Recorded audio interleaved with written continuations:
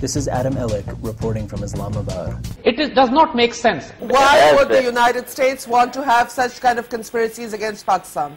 When a Pakistani American tried to blow up Times Square last month, people here in Pakistan held an entirely different view of the same event. People are going to be arguing that the Americans have staged this whole thing. It may be a planted matter against Pakistan. If al-Qaeda or Taliban were involved in this entire situation, I think they wouldn't leave the car keys or any signs, any footprints in the car, and the car would have really gone out. In most of the world, these conspiracies are the stuff of fringe, but in Pakistan, they make for mainstream television. A lot of anti-Pakistan forces that would like to see Pakistan in the dock. Because they are against our nuclear assets. To force Pakistan military to move into North Waziristan, something the Americans have been desiring for quite some time. What's fueling this? What one sees is denial at practically every stage. Pervez Hoodboy is a liberal academic who's often cast as an American spy on television. Now what has happened is that Pakistan's failures are manifest, but they're being blamed onto the world outside. And who better to blame than the Americans?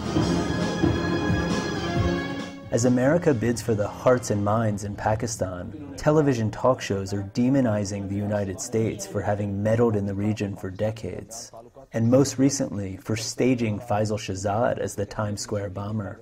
Shahzad is a big deal in Pakistan. Adnan Rehmat's a media analyst. We've got more Fox TV than the US has. 8 years ago, Pakistan had only one TV news channel. Now there's 26, and their viewers are the educated urban elite, people like Faisal Shahzad. His financial condition was not very good. His financial situation wasn't very good, so it's not difficult to prey upon such an individual and trap him. And all of this could be an attempt to frame him. U.S. officials acknowledge the problem. We're not getting through. We're not being very effective, and that's our fault. We are not communicating very effectively to the people of Pakistan. Richard Holbrooke, the U.S. Special Envoy to Afghanistan and Pakistan. Holbrooke's first press conference in Pakistan lasted a full 14 minutes, and he took only 2 questions. I'm sorry, we are going to leave, so please. Well, then we'll leave now, if you don't want to let me make one last statement. It was bizarre. I can't believe the U.S. doesn't understand, the importance of protocol. Holbrooke comes here, General Petraeus comes here, Mullen comes here, McChrystal comes here. They never talk to the media. With many questions left unanswered by the U.S. delegation. And the media is going to say, here's another American who's secretive. I would shudder to tell you some of the things that the journalists believe. They are not ready to believe that 9/11 was masterminded by Osama bin Laden. Even more moderate talk show hosts like Hamid Mir are frustrated by America's approach. Madam Hillary Clinton, she gave an interview to 4 or 5 anchors. I was one of them. This parliament adopted unanimous resolution against US drone attacks. But the US drone attacks have increased a lot. You don't respect our parliament. We are in the middle of a war, number one, which colors everything.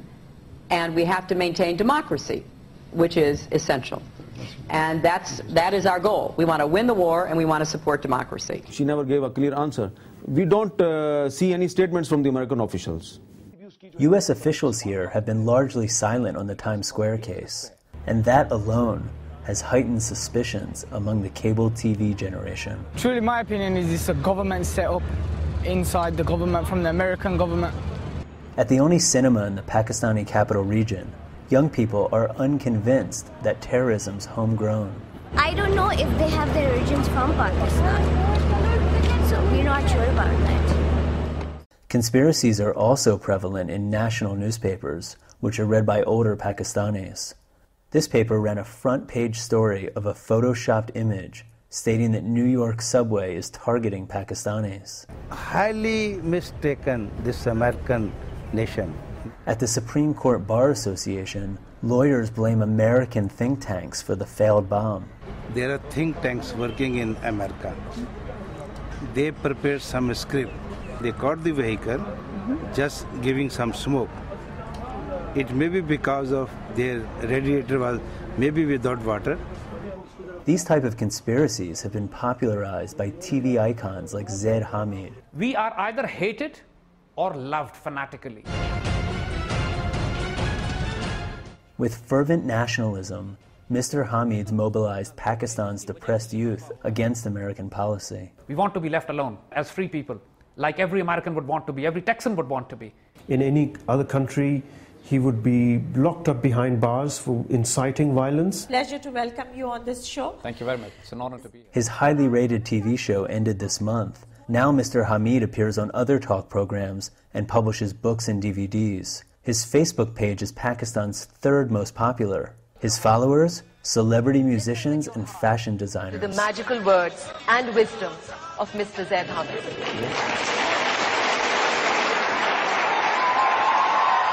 What does he think of the Times Square bomb? The first reaction was suspicion. Here we go again.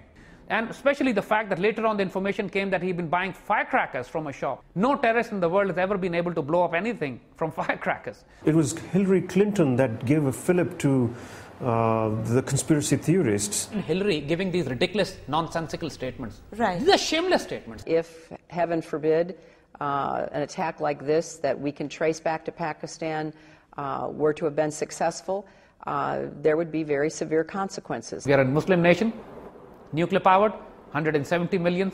We are not Iraq, we are not Afghanistan. We are ruthless and we fight back. But we want to live with dignity.